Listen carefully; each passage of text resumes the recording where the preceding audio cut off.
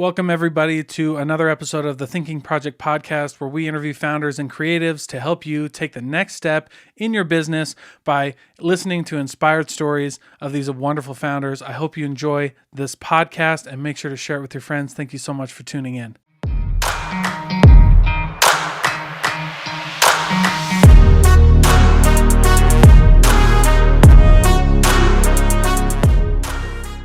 Perfect. Thanks for being here, Cydni. Hey, thanks. I'm excited to be here. Yeah, I'm excited to have you here. This was one of my big, when I went to the consumer summit, I heard you speak. I heard a lot of other of the speakers, and that was a really fun event. In fact, it was the first one I went to. I got tagged in it by someone who I knew really well, who was like, "Hey, you got to go to this." And I had never really been to events like that before, but I was like, "All right, let's try it. Let's see what happens." And it was pretty awesome. So congrats on that event. Oh, that's awesome. Well, first of all, it's an amazing story for how you got there. And thank you. I really felt strongly that I'm a big believer in community, because I believe that's how you elevate the visibility of all the companies and what categories can be. And so, the opportunity to bring together this amazing field of consumer-enabled technology, and all the people surrounding it, there's just a really great opportunity to do that and create this connectedness that then extends to visibility and funding and all of the things that strengthen economies. Absolutely. Well, and okay, so then we'll just jump right in, because I love this. So, Cydni, you're the CEO of Brandless. You've also had a lot of other ventures. I mean, it's a huge list. Your pedigree is really amazing. Disney, Marvel, all of these big companies, right? But what and I've listened to a lot of your interviews. I've read a lot of your things. One of the things that as you kind of, and what you just started talking about, is something that's really near and dear to me as well, as a podcaster, as like a content guy. Like, I love this idea of, and I believe you call it, just creating a magical, transformative customer experience. Mm-hmm. Yeah. And when I hear that, you mentioned the word, and when I hear that, I think of community. And so for me, that's a really great translation of that. I mean, I think, continue going on your question there, but I have a couple of thoughts on that that kind of tie back even to my origins and my Disney days.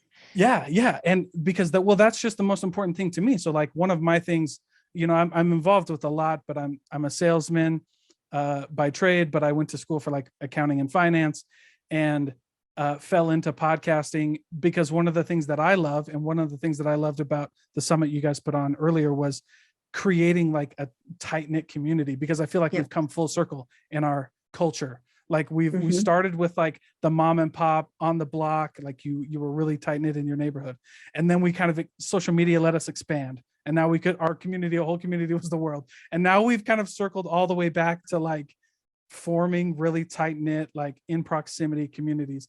And so I'd love to hear your thoughts on that. I know you got a couple. Yeah, I mean, the things that are actually magical about communities, right, are they create this set of people who are your cheerleaders. Like, I'm a big believer, like, everyone needs cheerleaders. Everyone needs people who are their advocates, and that are like teaching them things that they can't see themselves, or mentoring, even if it's like this ad hoc mentoring that happens because you show up at a summit or something like that. And communities are also the things that accelerate change and then make lasting impact inside of the ecosystems. And so we become much more connected as a world, right? We're much more aware of like things that are going on in the entire world and the hard things that people are going through. We also are, all of our individual selves, trying to like forge our best path forward for our companies, our communities, our families, and as individuals. And that destiny and that journey needs people. And so the more that we can create connectedness, I think it creates more empathy. I think it accelerates areas of change where change is slow. I advocate a lot for women in technology, founded an organization there. And look at the numbers, like, okay, there's just under 25% of the tech force are women, right? And the trajectory for change is like 100 years. It's like a century, right? And if you keep everything at its current pace, it takes that long. Well, then you look at it and you say, well, how do I make a change? I make a change when I bring people together. I elevate the conversations. I elevate the visibility. I activate people on things that make a difference. And that's what communities do. They bring like-minded people together, and then they create this empathy in what you're trying to solve, and then how that maps into the world, and then what can make a difference. And I agree, we went so social, but we need people. We need connectedness. We need relationships that we make.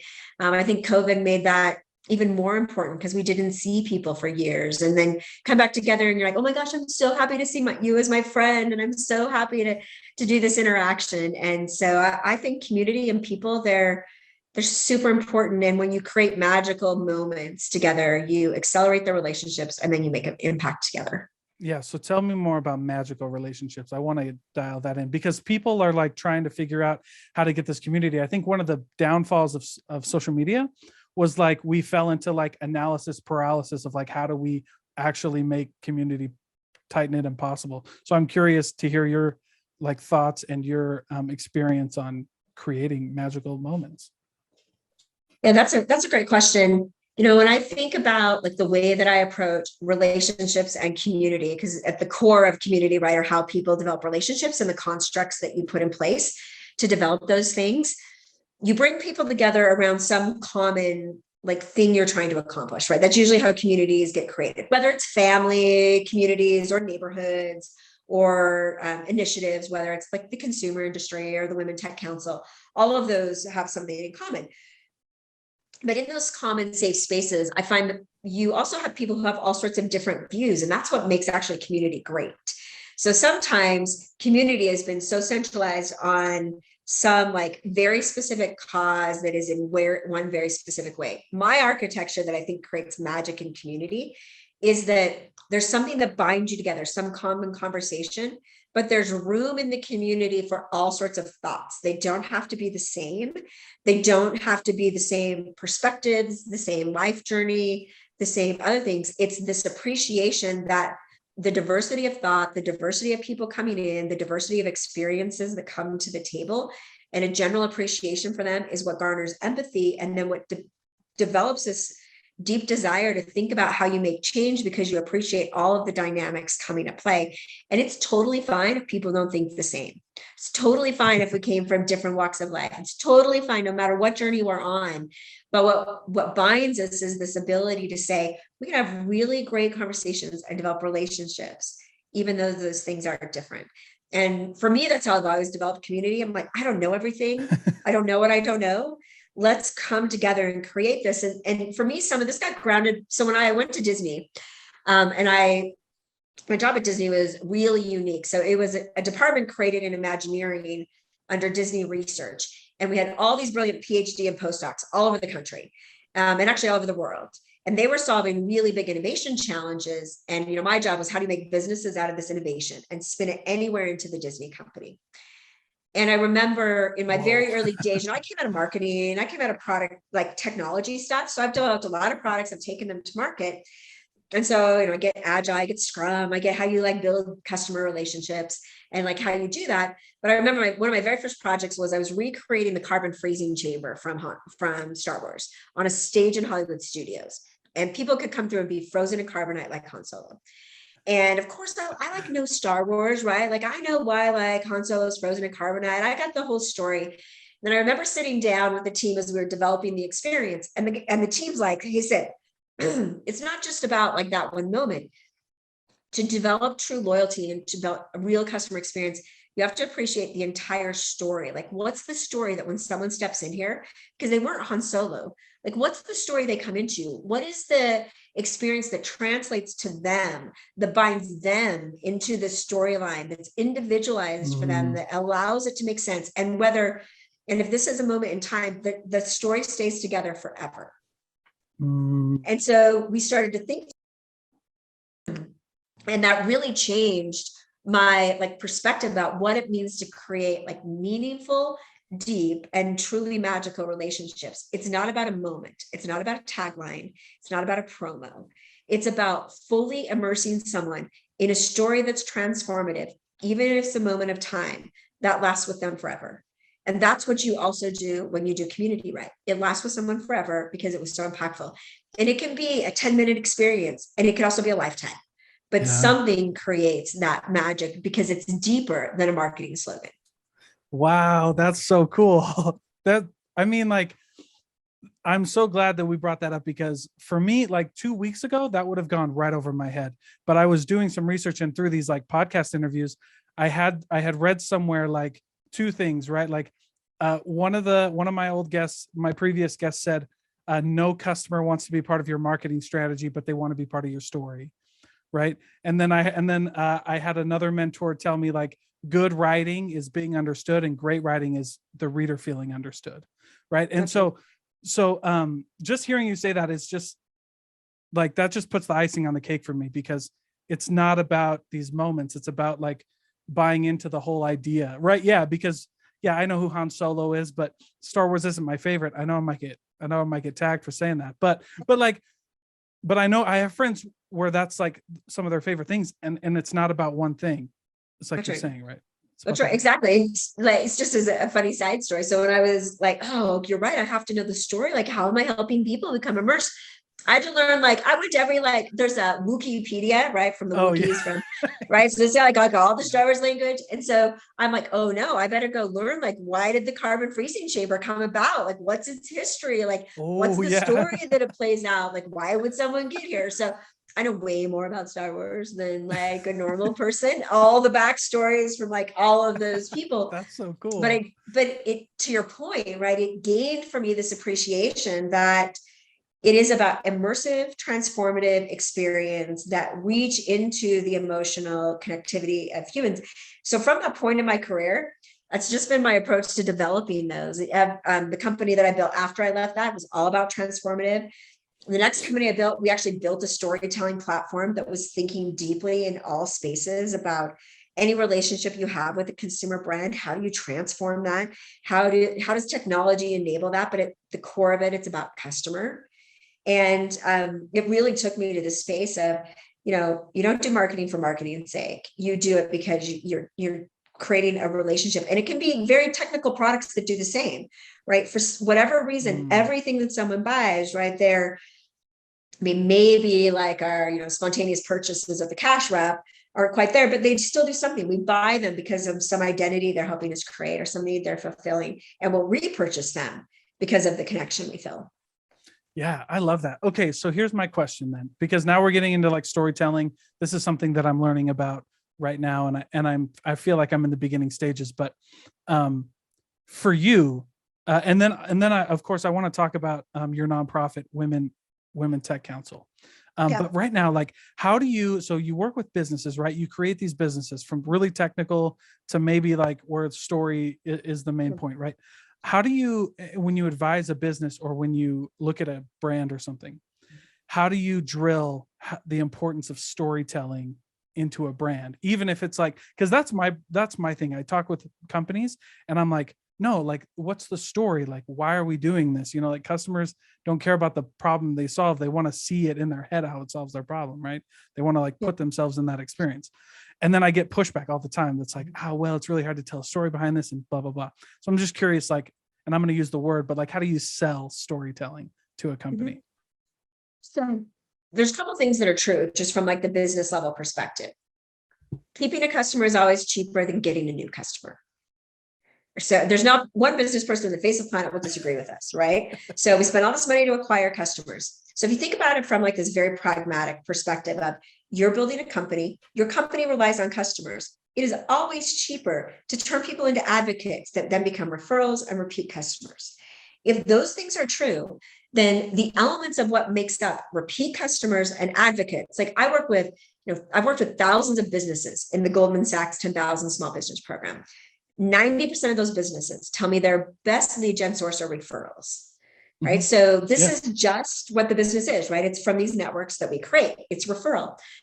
So if those things are true and we build our businesses on them, that means that the things that they have to fill from how they interact with our company must reach them, not on a surface level. Products I only buy once and I never send anyone to, they never increase their lifetime value of customers. Right? They're always churn. They're churn and burn. Find customers, and maybe they build successful businesses. If you want a business that customers care about and that come back to, then it is all about building relationship with customers. How do you build relationships with people? You reach into things that are important to them. You bind them to you with the products that you're providing, and they recognize the impact that that has broader than just the consumption of the product in one moment. Right. So they're not just consuming it, they're like taking it bigger. And so that ultimately is where like story is the thing, and it's the language, and it's ultimately the like decision-making framework the business makes decisions on. A year ago, I was at a conference and I heard a guy say, and I really like this, cultures of companies are what you celebrate and what you tolerate, and almost nothing else matters in culture. And then you think about how that shows up for customers. The same thing is true, right? How you treat them, and then how you communicate with them is the thing that is true. And that's all story is, right? Story is everything about your business, everything about the way people interact, every experience they have with you is consistent with the emotion that you're trying to make them create for you. And at companies like Disney, that's what's infused. It's not that I go build a carbon freezing chamber that's so based in story. It's that every touch point you have till you got to that experience, everyone you have after, everything that you come back to is all bound by the same expectation of delivery. Like the fastest way to kill a project at Disney was to say, this is going to create guest dissatisfaction. So if you're in a meeting and you're like, oh yeah, that's going to create guest dissatisfaction, you're like, oh yeah, don't say that. Like that project's dead, because then it broke, right? And so they recognize this thing that says, even after purchase, even months later, if something's going to make them not fine, and that's what creates advocacy, right? In those cycles. And so when I think about selling story, it's not selling story, it's selling you that customers come back, that they love your brand so much that they're willing to go out of their way. They talk about you, that they increase their purchase power with you, and they don't leave what you've built because they love what you created so much. Yeah. And as you're telling that story, like one of the things that comes to my mind is like, if you take, like, for a while I sold Mercedes-Benz, and that was we had a really strong brand because, and I had a really unique experience with a friend of mine. Like I was a sales manager. We at a Nissan dealership, and we had this young salesman come in and he was killing it. And he goes and he buys a new Mercedes-Benz, and like he couldn't afford it at the time, but he's young and whatever. So he was like, it was okay. And so we went and asked him questions about his Benz and everything. And there were a few things that like he had mentioned to us, and the short of the story was like, he was like, we're like, did you get the tire and wheel? Because like when I sold Benz, like you got all the perks with it, because like one of those tires and wheels was like $6,000, like a pop, right? And we were like, did you get this? He's like, no, I don't need it. I'm like, okay. I go, and then we asked him a couple other things, and I was like, and so his name was Harrison, and I was like, Harrison, but when you buy a Benz, you don't buy a Benz. A Benz is a lifestyle. Benz isn't a car. You know what I mean? Like people buy Mercedes-Benz because like of and I guess because of the story that exactly, because of what it's associated with it, how it's right. Yeah. Okay. So that's what I was thinking. And I was like, all right, that must be the storytelling aspect, because I was always like, and then he always get mad at me. And I was like, dude, but I'm not like dogging on you. I'm like trying to tell you, like, it's like Rolex, right? Like Rolex is very exclusive with who buys their watches. And it's because it's that story, right? So, I mean, I guess in that sense, then Benz and like Rolex, some of these brands, like they've created that story around their brand that just draws people back in. That's right. And like they've created, they've identified who their target customer is, and they've recognized like the things that are important to that person.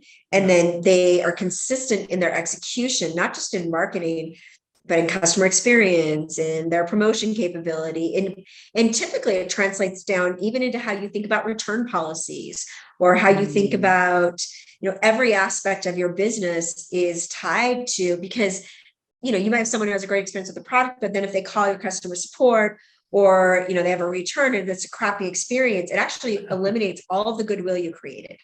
Yeah. That's why it must be intrinsically tied to every aspect of a company. And you said culture is the story of the company. Culture ends up reflecting how you expect people to treat customers, right? And so the comment on culture was, Culture becomes defined by what you celebrate and what you tolerate. Wow. That's pretty intense, because it's interesting. I mean, we have a lot of business owners on the show, and we inevitably talk about culture. And some of the conversations have always left me just really confused, because culture can be a very ambiguous term. It can totally, because we define values, right? And it shows up in certain ways and in certain activities. But I love this bubbling up that if you just look at your company, what do you celebrate? So what are just those rewards and acknowledgements that you give that people know that's what you value from how they act? And then what you tolerate. So those are the behaviors of like, oh, hey, are we willing to tolerate someone who we think is toxic in the culture just because we don't want to disrupt anything or like create any issues. So, and sometimes you tolerate all sorts of stacks of things. And when you think about it at that simplistic of a term, because that's how everyone in your company sees it. What were you celebrating? What did you acknowledge? How did you create policies around that? How do you show up every day and have communications? And then what do you allow to happen in your company that you just tolerate, but you don't make decisions? The combination of those two define how people think of you. So if you try to put this face into a story for customers, but then when they come back to you, all of these other things happen in the company because people created policies, or they're like, oh no, we're never returning that after one day, right? Or, someone feels like they have to yell at someone to like get something fixed. All of those become ways that then show up for customer, and they really do destroy all of the building you build from like the outbound perspective. Yeah, holy cow. And that's so true. I mean, when you're looking in a company and you're talking about what you tolerate, and then you bring up empathy into it.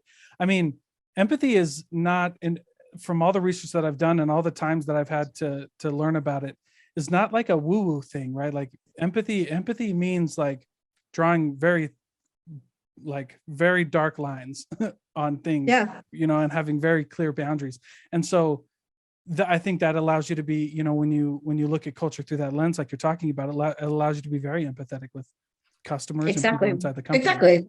Because you think about the actions you take and their reflection on individuals, right? Ultimately, your employees should be your very best advocates for your business, right? They should be like, I love what I'm doing here. I love what the mission of the company is about.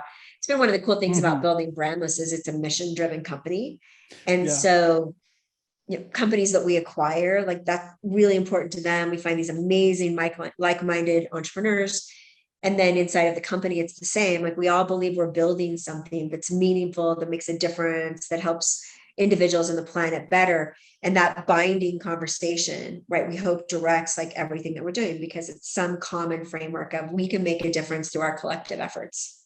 Yeah. And how do you, I mean, I asked this question, and it might sound similar to the ones I've asked before, but I kind of want to like get down into the nuances of the question, which is like how you actually communicate the culture and value and story of Brandless to the customers so that they get it. Like, what does that actually look like? It's a fair question. So when you think about like messages that you communicate, I think there's tiers of ways brands and companies show up, right? Mm-hmm. So I kind of break it into some bigger buckets. You've got like you've got a company and a company brand, right? And you typically have all sorts of things. So we kind of break our mission into 4 categories. We think about, product standards. We think about so we think about product standards. We think about sustainability, which we call sensible sustainability. We think about its ability to give back, and we think about like employee components of it that help us show up. So when we think about that, which ultimately translates into marketing messages in these 4 categories, we're like, okay, there's an overall company mission, right? And for us, we have an area of our company that's called Be More, and Be More is the place where we really do our community giving back.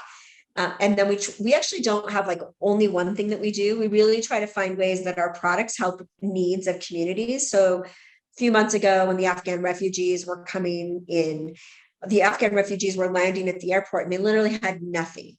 And so we have a whole line of personal care items and baby items like diapers and baby lotion and shampoo. And so we felt like, hey, our products could really help them when they come off the plane. Wonder if we give them a bag of supplies that they need. So when they go to their temporary housing, they just have stuff they can use that are just fundamental necessities for people. So we used our products and we created donation bags for all of those refugees who just came off the plane, because it really aligned with products that we had and things that we thought we could help people with. And so we consistently do that in like our Be More program, where like, okay, what's the need? Where is it? We did similar things with homeless shelters. We actually helped the road home. We also helped some across the country. We recently we had a bunch of like organic tampons and pads, which were in high demand for the Ukraine. So we spent a ton of time finding a bunch of medical planes that were headed over and donated just a ton of items to go help the people who needed those. And so we try to reflect the values that we have for giving back based on our product and based on places that we know it can help. Oh, interesting. Okay. And we do that kind of across the board, where we're like, and then we think about it as ingredients. We're like, okay, in our clean beauty line, we want all of this to be clean ingredients that are better for you as a company. Or in our nutrition line, we're like, okay, how do we have better for you ingredients in those that you take out the dyes, you take out the preservatives, you do those. And then we find companies that look like that. And so we consistently like find these ways where both product, and then you think about packaging and sensible sustainability. So for us, the translation of like who we are shows up in like this decision-making framework for everyone in the company, how we show up in community, how we show up internally, where we spend our time and resources. We just partnered on a super cool Juneteenth activity here, which was really great. We brought together multiple companies. We have these amazing speakers. So we try to show up in all of the places that we believe matter and that you can make a difference by being better for you.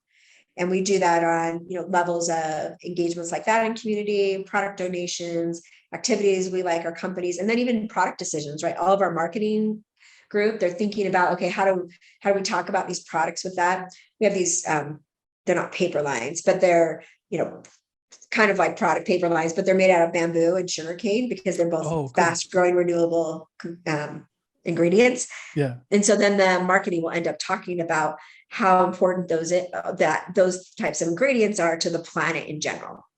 Yeah, that's cool. And I mean, something that I kind of heard in there when you were talking was like creating, the product, your story even starts with the products that you're creating, because the products that you're creating will help elevate the story and like the other causes that you have, like your mission driven objectives. Like it boils down to even the products, right? So you create the baby and the health lines and the hygiene lines so that ultimately you can help the people who need those, as well as have the customers come in and get and be repeats, right?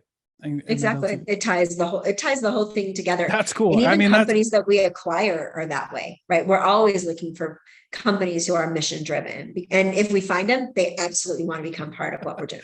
Yeah, why wouldn't you? That's an amazing idea, and only a soft transition into what other things you do, right? Which is the women tech, the nonprofit, the women tech, right? Yep. How did that start, and like what motivated you to start building that community? Yeah. So, I did my undergrad in computer science. Mm-hmm. I was one of 3 graduating women in my computer science class. Whoa. I happened to have minored in dance, which had like the opposite problem, right? So we had, I had these 2 like really strong juxtapositions of audiences. And then I've spent my whole career really in tech, like building companies from a very technical perspective, which really put me for the majority of my career as the only woman in the room. And it's actually been 15 years since we created the Women Tech Council. Mm-hmm. And there came this point where I was meeting with, so I'm just in my DNA is like build community. So even before I started the Women Tech Council, I'd started this marketing forum because I was CMO and I wanted to meet all the other CMOs. And so it's just like how I am, right? I'm like, oh, I need people. Like, how do I like learn from people? Yeah. And so I was at lunch with some other women who are in tech. And we're like, we think there's this opportunity to create a community. And true to my programming roots, I'm like, oh, we should validate that. Do other people think that's a good idea? Because it's like, I just like have my DNA in validation. So I validate everything. Sometimes I have good ideas and sometimes I have bad ideas. And so we're like, we think we should create this. And we think there's an opportunity here because we need more women in tech. It's a fast growing economic sector at Silicon Slopes.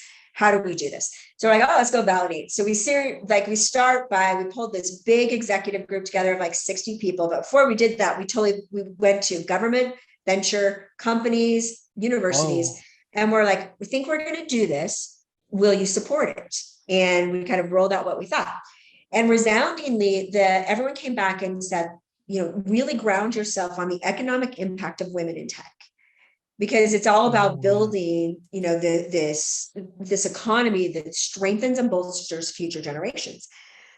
And so we actually made that our charter of like, we are going to focus on the economic impact of women in tech from high school to the boardroom, and we'll create mentoring, visibility, opportunity, and networks for those. We have never changed our charter in all of the years. And that's just kind of a testament to the validation that we did. It's total like agile software development, total product validation, mail it and scale it, all of those things. So then we pulled together this big group of like 60 people who was kind of our first advisory kickoff. We're like, we're jumping into this. And then we've left that in our DNA. So we'll be like, we need impactful programs that stand the test of time. Okay, good plan. So we'll like put a program out there, and then we're like, well, that worked amazingly well. Okay, that one didn't work as well. And then we build on them. And so we become known as this organization that is deeply rooted in building long-term programs that create sustainable impact. Like our Women Tech Awards platform, it's in its 15th year. It's recognized just under 300 women. And 90% of those women within 7 months see a change, an accelerator in their career. Because these are women who have no other place for recognition, right? They're not CEOs of companies. They're not sitting in the C-suite. They're like these amazingly talented individuals and companies that need a light shined on them. And so you create this platform. You're like, how cool is that? You shine light on these women and they get bigger networks, bigger visibility, and now they make even bigger impact than the amazing things they were doing before. And then it just continues to. So that's how we built it. All about impact, all about community, all about tackling whatever the current challenges are, and then building things that have long-term value. Yeah, holy cow. That's just an amazing platform because, and one of the questions that I wanted to ask you, so I'm preparing for this, I was preparing for the interview. And of course, I have a little team that helps me. And so we can get all the info, right? And one of the first things that I look up is Cydni Tetro. It's Brandless. And then in the article, it says, largest round of funding by a female CEO ever. And I was like, the title just was funky. How did you feel? Like, how do you feel about that title? Okay, wait, what do you think is funky about it? And then I'll respond to why do you have, like, for me, it was like, not that wasn't an amazing accomplishment, but like shining the light on like largest female, and I'm like, why couldn't this just be one of the largest period? Because it ended up being one of the largest ones, right? Yeah, so that's a great question. So two dynamics at play. Funding typically goes to female entrepreneurs like so dramatically less. It's not, it doesn't even register. So women typically take, I can't even actually remember what the current stat is, but it's far less than 10% of all venture capital. Yeah, no, I'm familiar with that. Yeah. Yeah. And so as we were like looking at those articles, right, because I have, contemporaries and peers in the ecosystem, right, that have raised hundreds of millions of dollars, but very few women have raised large rounds. Yeah. And actually, like the fact that 118 was the largest round, to your point, it's very like reflective, right? Because you don't see those announcements very often by women-led companies who have raised that capital. Mm-hmm. I think it's a super important light to shine. What I hope is it's the start of so many women raising more money than me, right? Of so many people having an opportunity to do that, because we're trying to change the tide in the visibility for women and the visibility and opportunity they have to raise capital. Because as a woman who's raised capital, my journey is different. My access to capital is different. The process I go through for fundraising versus someone else, it is just different. Mm-hmm. And of course, there might be some differences that always persist, but we don't want access to capital to be delimited. We want it to be equal, and we want to fuel female entrepreneurship, because women have typically found capital in other places because they haven't been able to raise venture. And so for us, part of that headline was also creating, this visibility that this is an amazing round. It is female led, and this is opening the doors and helping others break the glass ceiling too.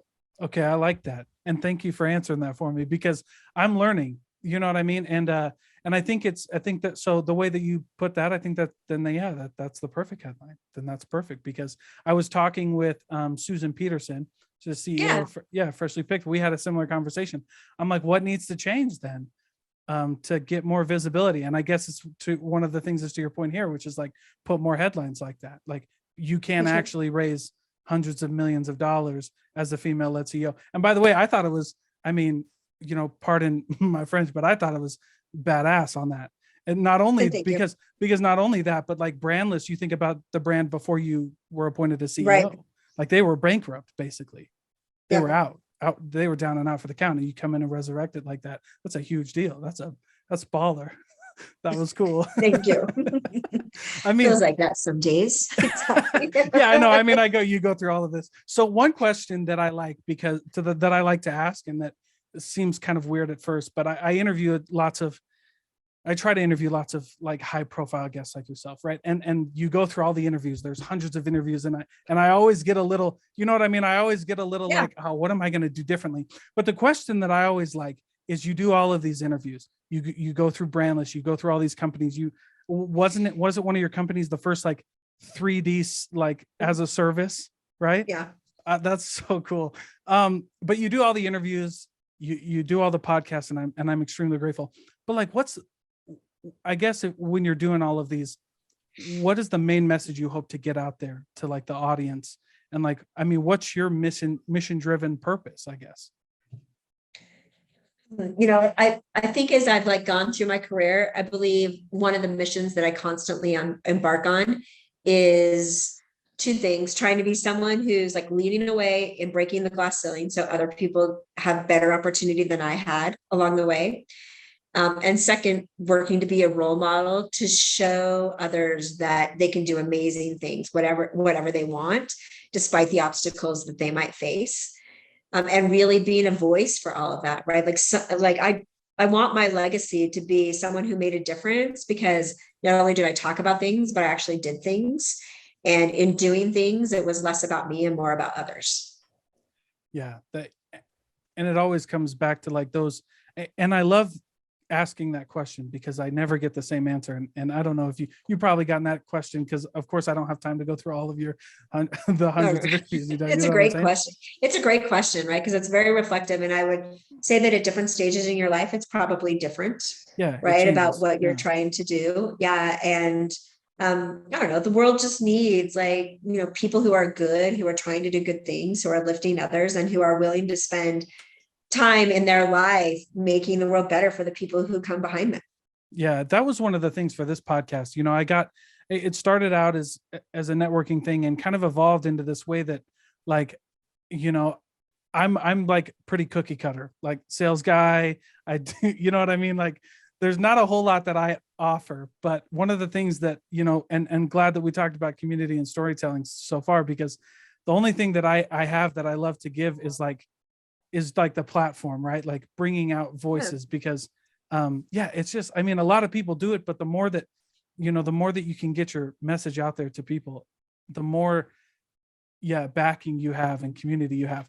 And so I think that's wonderful for you. How does the future of venture capital and fundraising look for women who want to enter this? Like what changes need to happen? What changes are happening? Like how do you approach that as a way to do this? Yeah, that's the funding for women, right? This is a very, deep conversation. So there's many levels to this. I'm a huge fan of all the work that's happened across the country. In some states, it's been mandated that boards have to have women. It's proven that boards need more than one female on them to actually make a difference versus just one. And in the straight to the financing question, there's a lot of work to be done still, to be fair. And it's a very strong dynamic. So when you think about, a couple of interesting stats in the entire world, women only own 10% of the wealth. So they only drive 10% of the wealth. And women have still not been able to really break into creating generational wealth for families because they don't control enough of the ecosystems that help people set up to create generational wealth. So when you think about things like raising venture capital, and you think about our ecosystem here, you think about all of the leaders who have made billions and hundreds of millions of dollars in exits, but it's because someone backed them in an early stage idea and maybe even backed them through a down round and many other things, but they got these networks behind them. They totally believed in them. And then these people created generational wealth, predominantly men. But they also have these amazing backings of networks behind them that really supported them. Those networks have not yet shown up for women. And there's two things in those networks. There's very few women because they don't hold the majority of the wealth who are actually creating the funding vehicles. And then they're actually like sitting in the seats of the venture capital firms where they're directing the capital allocations and then sitting on the boards. And then you also have a gap in women entrepreneurs in those really like fast growing startups. So the ecosystem is not simple, right? It's not like there's a magic wand where we say, if you just do this, it solves, because fundraising is hard for everyone. That's also universally true, right? Like everyone who goes to pitch, male or female, does not get funded, right? There's a whole bunch of dynamics. And in today's ecosystem where capitalism flow is free, it's even harder than it was 6 months ago. Yeah. So now you've got a couple of challenges. You've got an ecosystem where, the funding networks haven't existed, and you have an ecosystem where we haven't traditionally seen as many women move into both founding venture-backed companies and then being CEOs of those from the operational side, which is ultimately where this wealth is made. And then it becomes the generational wealth and those exits. So we have multiple pipelines that everyone's working to fix. I will give an interesting data point. So this is the 15th year of the Women Tech Awards. We did the judging session earlier this week. And it was the first time in 15 years that there were a very interesting number of female CEOs, both young and running large companies. It's the first time ever where there was an interesting population, more than a couple, in those categories of women. For me, that was a very large data indicator that things are starting to change, that women are feeling like they can step in and run companies. They're doing it at younger levels. They're feeling like they can get some funding. You have women who are now moving into executive suites, and they're stepping into those roles, and they're getting access to those ecosystems. That's a very powerful indicator for us along the way. One of the things that puts that data at risk is women in executive suites are currently leaving the workforce faster than any other demographic since COVID, because of all the stress of everything and this feeling like I'm just going to step out. It's too much coming at me. And so women executives are leaving. If all those women in that pathway to the C-suite leave, we'll actually still have this huge gap in the C-suite because they won't have been able to come up. But I believe we have to accelerate opportunities for women faster. It should not take them 30 years. It should not take them 20 years. We should tap their shoulders faster. And that we also fund more women along the way of the same kind of thought patterns that we funded men, because some will win and some will lose. The combination of those two will change, but it requires so many variables, as you can tell. And we have a long way to go. Everything we could do to accelerate that change in the next decade is stuff that we should do. And it's a lot of heavy lifting. When you think about how hard it's going to be to move the whole world wealth from only being held by 10% women. What happens if we could get 20%? It would be monumental change to the entire world and good outcomes. And it is so hard to get there. So we all collectively have to find our ways and do everything we can to accelerate opportunity, put capital in, and put people in seats. We have to champion them into seats where we're willing to support them. Yeah. So you're not only talking about women founded companies, but you're also talking about women women in board seats and exactly women in boards, women leading companies, the whole ecosystem, right? And it's got to be all over. Exactly. Well, but I like that because for a long time the focus was women founding their own companies, which I think is amazing, and I think we should absolutely do. But you bring up an interesting point, because I'm in the boat of I've founded a few companies. Some of them have been good, some of them failed. And I just realized I don't really like being the founder. You know what I mean? I Right. like being, you know what I mean? Like I like being the linchpin. Like if somebody has a vision idea and they're like, I don't know how to do it, I'm the guy. I'm like, all right, I can. And a lot Which of is people, awesome. women and men are like that too. So I like That's that, right. the emphasis on like, all right, cool. So we need, you don't need a founder. That's fine. See, we need COOs, we need CFOs, we need Sure. CTOs and all these things, right? That's right. And we can change the destinies of people and families and communities. Like nothing bad happens when women have more money. Mm-hmm. Yeah, I agree. I mean, you can argue for me out there because like that's one of the things that I've tried to focus on too. So when I went to, and it's so funny, we went to the consumer summit and that's where I met Susan Peterson and a few other people. Oh, yeah. And I actually interrupted Susan Peterson, who was talking to a group of women, because I was like, she's gonna leave after this. I know she is, and I gotta go. Big So catch. I was like, I gotta go interrupt her. But I go and interrupt, but right before I do, she's like, look, we need to do this. We need to get more women in funding, because she's a big proponent for that as well. And I was Totally. like, I just listened to that and I was like, she's like, it's going to take, so right before I ask her, she goes, it's going to take all of us. And like, it's going to take everybody raising the voices. And so I interrupt her and I was like, hey, I want to help you do that. Like, will you come on my podcast? That's And awesome. so that's also, I was like, yeah, they're right. Like I need to like, at least I can't do a lot, but I can like have a platform of like real Yeah. conversations. And I love these real conversations. So like if there's a, if there's a woman listening, and this is kind of special for me because I have a daughter and I just like, when I, every day I see her, she's just fiery and it's beautiful and I love it. You know what I mean? And she's just got all of Totally. this potential. And so for me, it was like really, this is kind of a new thing for me, but it's also a very sensitive thing because I love her and I want to see her win as many times as I can. Yep. So like if you were looking at someone like that and like your women, your nonprofit for women, tech council, what do you tell them? Like, how do you encourage them? What is the most important thing that they can like focus on?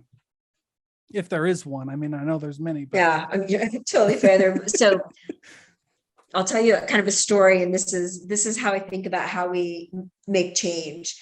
So a good friend of mine, her name is Shannon Happy Barkey. She's an two-time Olympic medalist in moguls. She's based here in Park City. And we were talking and she talked to me a little bit about how she had this idea that every time she was training and she was doing like squats or sit-ups, she'd just do one more every time, because one more in the moment didn't make a big difference. But for her overall training, when it came to her strength, it started to make a huge difference over the course of a year and 2 years. And she ultimately won 2 medals. And in my mind, it started to form this idea of, well, the rule of one more becomes the fastest way to accelerate change. And so what happens if each of us do one more thing in the ecosystem? You just talked about doing one more thing. You're like, hey, Susan, let me amplify your voice.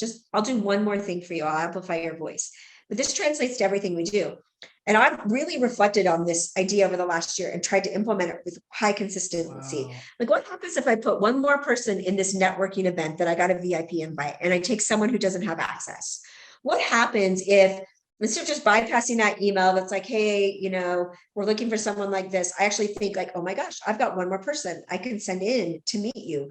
What happens if I do one more connection? If I have one more meeting from someone that might feel like it fills my schedule too much, like little tiny things that really don't take that much every day. But I promise you they're meaningful, because that one more thing, that one more access to a room, someone didn't get access to because they didn't have the visibility, but I gave them, it makes a huge difference for them. So I'll get emails where they're like, Sid, will you sit on this committee? Like, I actually don't have time, but you know what? I have a person I can put in the seat. And so I've started being very intentional around, like, I'll put other people in those seats. I will like not take the table at that event because I'll know everyone. I'll send other parts of my team. I will tap this person. I will give this, like, I'm going to reach out to this person because I feel like they might fit my job really well. Like, I'm going to be really good at the one more tiny thing. Takes almost no time out of my day, but for someone else, it makes change. And if we all do those things, that rule of one more is actually what truly makes change. So, and I believe no matter what seat you sit in, no matter if you're just at the beginning of your career or you've developed it, if you do one more thing to help one more person, it will make the change go faster for everyone. Wow. That's wow. That's awesome. I love that because it's so true. Like, I haven't heard it articulated like that, but it's beautiful because like that's kind of how you just make everything work in general. And when it's that intentional and it's that focused, it really does. It really does make a difference. And you can give people the voice and let them take let them take a shot. I think it's a great idea. I got to start doing that. You know what I mean? It just makes it like really intentional in your thinking. Yeah. Like You're like after one I more. All started right. rolling that out, I was like, okay, you're right. Like, and sometimes I'll catch myself and I'll be like, no, the one more, like do one more. And it really has changed the way I've thought. Like Wow. we received an award the other day and I was like, you know what? I actually don't have to be the one on stage to receive it. If I give that opportunity to someone else, it's really meaningful for them. And it's Yeah. still the same company recognition. I'm going to do that. Yeah. And like I've had experiences where like that has made the difference, where somebody was like, because I ask CEOs and they're like, get out of my inbox, man. But I go, will you come on my podcast? And they're like, no, I can't go, but here's someone else. And we end up having we end up having an amazing conversation. You're like, absolutely. Why wouldn't I take that? And it comes with more weight too. It's like, hey, highly recommended by Cindy. Yeah. This is a big deal. Like when you wouldn't, it's like, I've had that experience where I'm like, no, I'll recommend this person. And they're like, hey, recommended by Dalton. If it's good enough for that, it's good enough for me. And if I say no, you know what I mean? It's like, it just has Your that weight to it. credibility passes Yeah. on, right? It's an endorsement of Yeah. those people. And so you really don't lose anything, nothing. And you That's actually make other people better. Well, I know it sounds obvious when we say it like this, but somebody's going to get it. I certainly did. And I appreciate too. I might as well just point this out. I appreciate that I might have been the one more meeting, the one more podcast. You know what I mean? I'm just glad we met that way. I think that's so cool. It's such a great story. Yeah, I know. That's great. Well, so I love it. And I know that you're pretty active on social media. Is there a place where people can follow you, can get involved with maybe Women Tech Council, Brandless, any of the nonprofits you have? Like, how do they do that? All of the above. Yeah. My personal handle is Cyd Tetro. That's like consistent everywhere. You can find me Cydni Tetro on LinkedIn. Brandless Life is our Instagram handle on Brandless. Oh, cool. We're also on, Facebook and LinkedIn, Women Tech Council. You can go to womentechcouncil.org, but we're also on LinkedIn and Instagram and Facebook, all Cool. the things. And it's, I'm a believer of like everyone can be involved, things like the Women Tech Council. We have a program that's had 30,000 high school girls go through to inspire them into STEM careers. Wow. So many volunteer capabilities to work with young women that way because they're missing mentors and role models. So we love having people get involved in that entire community. It's free to get involved. And it's really about, it takes almost 1,000 volunteers annually for that program. Whoa. So there's amazing opportunities Wow. to like participate. And of course, we're a local community. So as Brandless, even though we're building a global brand, like we love being involved in everything here and what we stand for and the impact we can make in the local community. And volunteers, anybody can volunteer, or specifically women, or who do you look for? Women and men volunteer inside of that program. We'll do She Tech Explorer Day. It will actually be like February 28th this year. There's clubs in the high schools that are She Tech. We have so many things. We were actually just in Africa with a women program tied to Women Tech Council. But that day, we actually have 700 volunteers on site. People teach workshops. They're in our tech zone, and then they mentor girls during a tech challenge. Seriously, so many ways to volunteer. And if people have companies that the girls should get exposure to, we run an internship, we do activities there. Seriously, there's a million ways. And we host stuff at all of our local companies for the Women Tech Council. There's, a million different programs there that are recognizing the efforts everyone's doing to increase and be involved in that work of increasing the number of women in tech. That's cool. Well, sign me up. Yeah, and thank you for your time. I really appreciate it. This was a blast. Thank you. Same. I appreciate it too.